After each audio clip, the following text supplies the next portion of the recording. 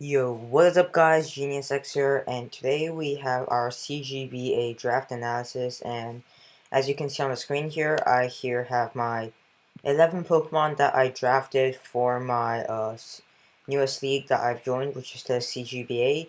So let's just get straight into the draft itself. Now, originally I believe I wanted to draft something that was similar to kind of this.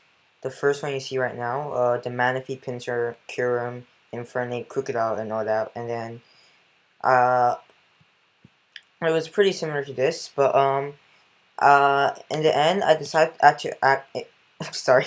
In the end, I decided to actually change my Infernape to Entei and my Celebi to something else, a Steel type, I believe, Ferrothorn, I believe, for my draft preparation. And so that was my original draft plan for this league, according to your tiers. So as you can see, it is a very hard draft to plan, especially because with the no hazard removal in this draft. So I actually decided to change Curran back into Latios here to take off his spot. Now, for the original draft that I planned, the most important mons for the team were Manaphy, Pinsir, one of the Latios, Krookodile, and a offensive fire type. And I got most of what I wanted, but one of the things that I was really heartbroken that I did not get is my Crocodile. So I found two mons that can potentially replace it, but the loss of Pursuit, which can help Manaphy, mons like Manaphy and Ferrothorn a lot, has been hindered. So yeah, let's just get straight into the draft that I actually decided to draft. So as you can see, the first one that I drafted was Manaphy. I am actually surprised that I got Manaphy that late inside the draft. I was number 9 out of 12, I believe. Um, so Manaphy, if you play Pokemon, you probably all know has an extremely versatile moveset, and in Draft League it is extremely good. It can run a lot of variety of sets, including Scarf, Tail Glow, Calm Mind, Rain Dance, and it can even act as a cleric in some cases, such as Heal Bell. Does it get Wish? No, it does not get Wish, but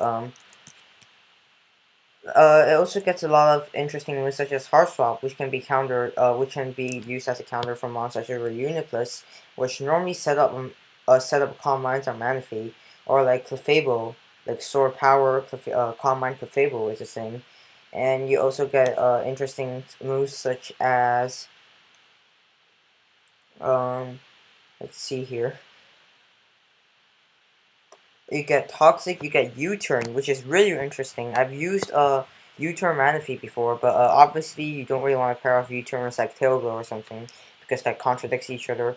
It also has Rest, which you can use in Rain Dance. It has Knockoff, which can be cool for knocking off Chanseys, which are really annoyance to Manaphy, and its coverage is just great overall, with moves such as Dazzling Beam to hit Sableye, Grass Knot to hit Bulky Waters, and it has hidden powers. Surf, Scald, Shadow Ball, Signal Beam, um, Psychic, Ice Beam, and normally I'd probably just be going like Energy Ball, Ice Beam, and Scald, and then a setup move. But when in League, I could definitely be going somewhere different. I've never actually used Manaphy in the League before, so I am really excited in using it. So my second pick was actually Latios, and the reason I drafted Latios was because it was for my Mega, which you will see later. But Latios again is a very versatile mon. What I wanted to draft for the squad was have two very large offensive powerhouse, which can act both as support and as offensive threats, which have large variety of movesets to be able to wall break my opponent and then let a priority user sweep up in the end, such as Extreme Speed, Ice Shard, Mach Punch, and then let them clean up in the end. So Latios also has a huge variety of movesets here, and it can run both physical and special. I've run Dragon Dance Latios before, and even though its physical attacks isn't too high, it has definitely come in clutch before. It can use as a memento mon to let Manaphy set up Tail Glows or Pinsir to set up SDs. It has Recover, and most importantly, the reason I chose it is because of Defog. Defog gets rid of hazards, and that is extremely crucial for any GBA team you want to build, and as one of the best defoggers probably in the whole game, excluding Ubers, this mon is just such a valuable asset to our team, and I am very excited to using it. Now, as a setup sweeper, it also has moves such as Calm Mind and Dragon Dance, which can be really helpful. It has Magic Coat, which can be used to counter Stealth Rock if I really wanted to. It has both Psychic and Side Shock, which can come in use. Boost and Recover, and one of my favorite Latios sets of all time, Specs Latios, which is with Trick, which is a really cool set, as it's able to kill mons such as Bisharp and Scizor with one single HP fire and can get rid of a huge threat to my team. So I am really excited to use Latios, and of course my last Pokemon is Pinsir. Why would I draft such a reliable defogger if I weren't getting a mon that was really weak to rocks? So Pinsir is very straightforward, but it is actually very strong and very good at what it does. Now, I've used in other sets on Pinsir before, and none of them are good as the SD return quick attack set or feints, depending on what team you're going up against. But I've run moves such as Facade, Substitute, Rest, Sleep Talk, and a Stone Edge, and even Stealth Rock. Stealth Rock has actually been coming to use for some time, but this mon is has coverage is actually extremely nice with Earthquake, Close Combat, Stone Edge, X-Scissor, and Natural Flying Stab. It also gets knocked off and Superpower, so its coverage is not as bad as most people think it is, and it can be a huge wall breaker. Of course, it is 4 times weak to rock and can be exposed by its such as Cobra Berry, and is it Cobra? I forgot what flying resist berries are.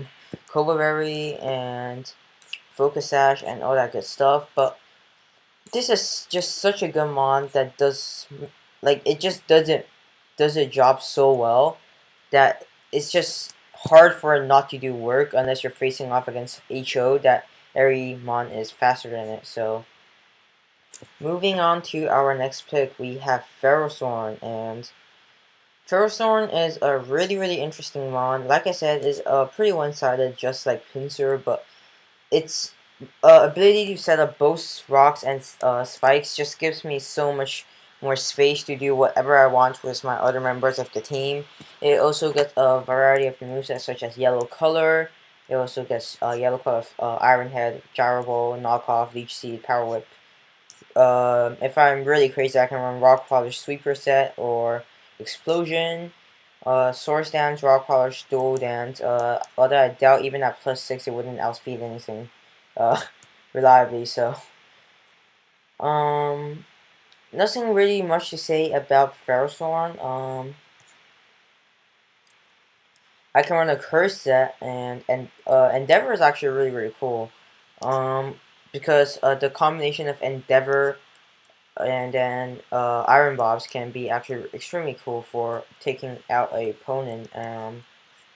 Yeah, so I believe that is pretty much Ferrothorn in a nutshell. So moving on, we have Mamoswine. Now, I was originally gonna pick Crocodile for this slot and then pick like something Entei for Arcanine. So unfortunately, Crocodile got sniped before me and we lost a Pursuiter, but Mamoswine is just as a good electric immunity as Crocodile, maybe even better, but Crocodile is probably one of my favorite mons, well, not favorite mon, but favorite mon to use overall, so. But Mamoswine is also very interesting with a variety of movesets, well, not variety of movesets, but it can run both special and physical, which is really cool. It has Free Dry, which can use to be hit water types, and it also has moves such as Endeavor, Mimic, and, well, it just has a large variety of moveset, but most importantly, it can set up rocks, and especially with Defogger, you really need a lot of monsters that can set up rocks to be able to constantly pressure your opponent a lot, and Mamoswine is one of them. It also has 3 very unique abilities. Well, Oblivious and Sick Fat is pretty unique. Snow Cloak I don't think I'll ever be using. Unless my opponent has like a Bomb Stone or something which I can take advantage of. So, Oblivious can be cool for Focus Sash lead with Endeavor, Ice Shard, and Stealth Rock. Sick Fat is probably what I'll be running most of the time. Halving, Fire, and Ice type moves which can be really useful. And yeah, so moving on, we have Arcanine. So, Arcanine is one of the most versatile Pokemon in my opinion in the Draft League because it can run both offensive and defensive with two incredible abilities in Intimidate and Flash Fire, and can act as a very good fire type switch-in or a physical wall, which is really nice. It also has a large variety of moveset, ranging from close combat to extreme speed, Dragon Pulse, and even Iron Head, although I doubt I'll be ever running that. It has Will-O-Wisp. It can run double status, Roar, Rest, and it has just so much potential to act as the glue as my team. It also has Extreme Speed with +2 priority. It can outspeed almost all priority in Pokemon, and can act as a very nice revenge cleaner with Choice Band. So that is going to be the first part of our team analysis for our CGBA. As you can see, my team is very colorful, with featuring some really nice cores, but I got to be honest here, I don't think I can do well with this team. I've never used almost half of the mons on this squad that I've been chose. Well, it's not like I've never used, but I'm not good at using those mons. But the reason I chose these mons is because I feel like they can form an extremely good and fun core to use for this league.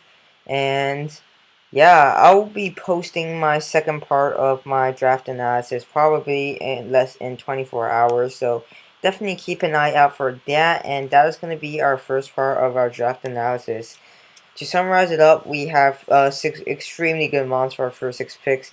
It's a shame that we didn't get Crocodile, but next week, tomorrow, you'll see what mon I chose to replace him as a Dark type and a Psychic Resist. So, hope you all enjoyed this video, and I am definitely looking forward to battle against my first opponent, Trap Peach. So, hope you all enjoyed, and